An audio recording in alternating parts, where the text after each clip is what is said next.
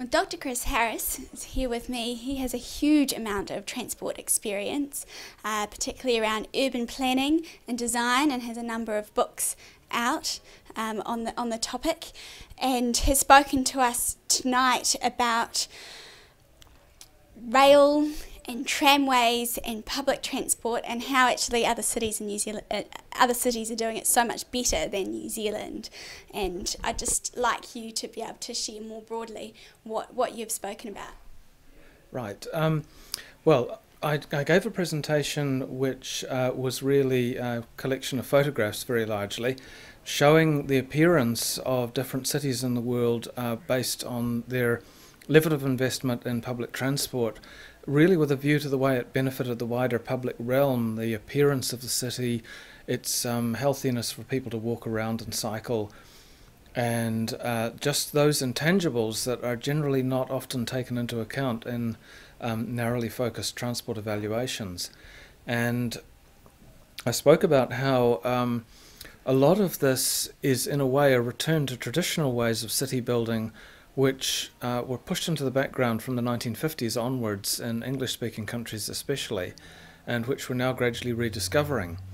And this rediscovery is more advanced in Europe. It's catching up in places like the American West Coast, quite a lot of Australia actually, and in some ways, and of course in Canada, and in some ways I think in New Zealand we're lagging behind a bit in many of our, just a general awareness of all this sort of thing, the links between transport and urban form. People talk about it a great deal, but I think they need to become more positively aware of it, especially with issues like actual traffic reduction, which still seems to be quite a radical idea in New Zealand, though in reality that's what you have to do to get these results.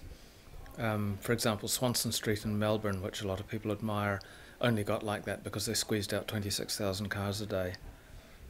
So you've gone to these other countries, you've seen how they work, you've visually shown us that they're much more attractive cities.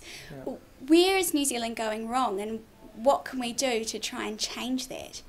I think it is that entrenched attitude which a number of people from the audience, and particularly tonight, spoke about. The entrenched attitude that progress is measured through traffic growth, that you have to be able to get cars into the middle of town so that they can park outside a big downtown department store, and if they can't do that, they won't shop there. And this kind of thinking is really it's kind of simplistic and almost directly wrong in terms of how you want to make a city an attractive space, particularly the downtown. The real way to go wrong with cities is to funnel traffic into the downtown, and this has been widely understood for many decades, but somehow it doesn't really sort of percolate through to decision making as much as it should. As an urban planner and local government, what can be done to improve our urban form in our cities? I think you really have. This is an issue that really requires championing at a political level and in the community. It's experience in many cities shows that it tends not to happen by itself unless it has champions at that political and community level, because it really is a political issue, if you like. It's not a question of numbers, of adding up columns of figures and saying, well, this kind of city is better than that kind of city, although you can do that, but it doesn't really grab the imagination. You have to have people who say, well, we want to have cities that don't have very much traffic in them, and we just think that that will be better.